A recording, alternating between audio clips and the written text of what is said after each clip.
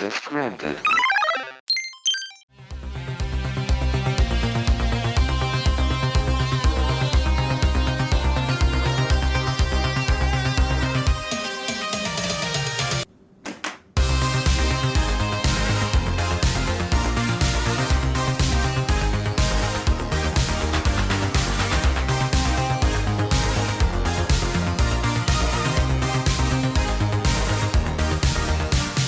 We're talking about the one and only, the keyboard of dreams, the terrible financial decision in which I no way regret.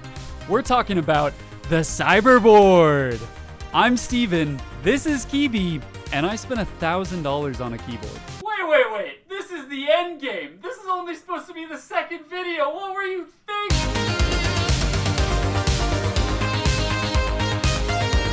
Shadow Wizard Money Gang.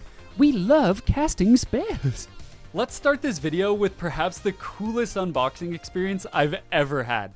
The Cyberboard R3 came in this insane briefcase that made me feel like I was on a top secret covert mission to hack into the Pentagon, even though I know I could never actually grow a neck beard that powerful. I've never spent anywhere near this much money on a keyboard before, so my expectations were pretty high, and I will say, they were kind of met like immediately.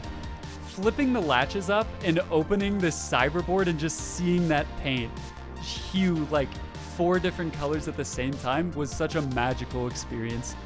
I'm not gonna lie, I was just kind of like, oh, it's worth it. It's worth it.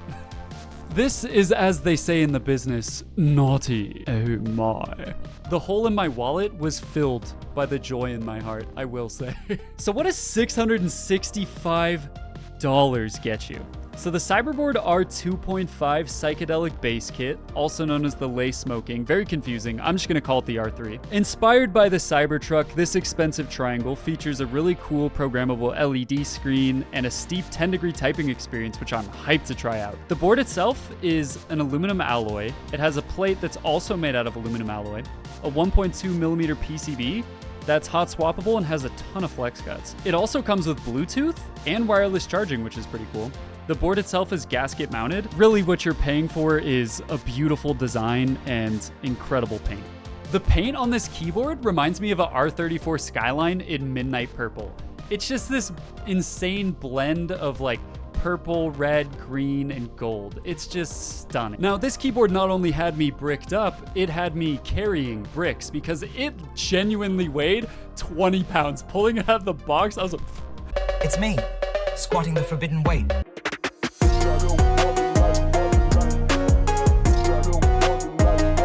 Taking this keyboard apart was a little more stressful than usual just because the paint on everything was so beautiful. I didn't want to set it down on wood. All the screws were beautiful. I didn't want to just like toss things around so it was a little more stressful, like the connectors on the PCB. I was going into surgery with my tweezers trying to get it perfect. So what kind of foam can you expect to get with the Cyberboard? The Cyberboard comes with a plate, some plate foam, a nice thin pour-on sheet that goes above the PCB, and then below the PCB, we have 2 different types of case foam. A soft case foam and then a very soft case foam. For my build, I immediately wanted to go with the very soft just because it's a much thinner foam than the soft. And then below that, just a really thin, kind of paper-like material that just fits on the back.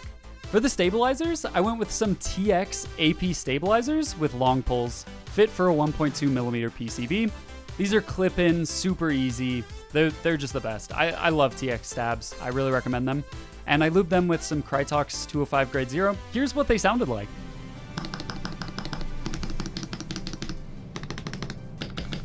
All right, for this build, I went with the Durock Sunflowers. This is my first time using this switch, and I fell in love instantly. It's a really strong tactile, similar to the Bobas in strength, except instead of like a round kind of long feel all the press down, it's at the top of the press and it's immediate. It's just smooth after. So the feel is really snappy. I lube these with Tribosis 3203, as I do with all my tactile switches, and it turned out great. For the keycaps, I went with the GMK Digital Nightmares from Novel Keys. This is an awesome set. I think it pairs well with the colors, and it just kind of gives some darker vibes to the build.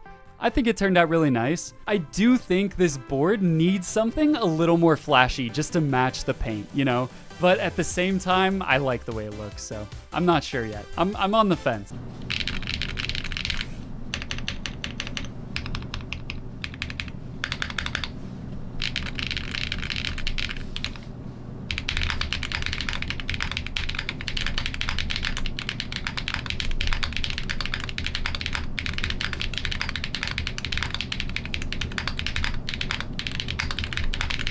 Keyboard is so nice! Oh my god, was that Pepe the Frog?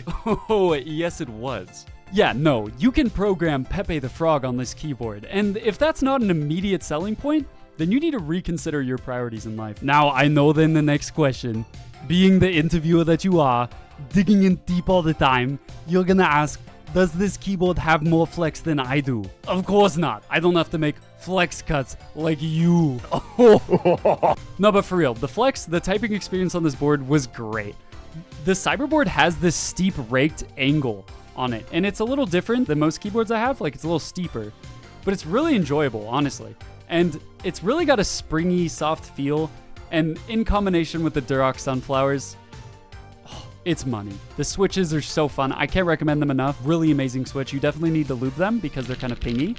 But, snappy, fun, sharp, tactile. Oh, it's so fun. So fun. The build really isn't thocky. A better word for it is like poppy. It's not super clacky. It's just kind of in that mid-range, you know? All right, is it worth it?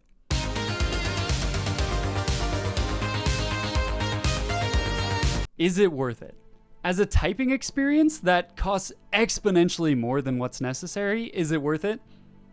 No. But as a tool for making you feel special, I don't think anything beats it.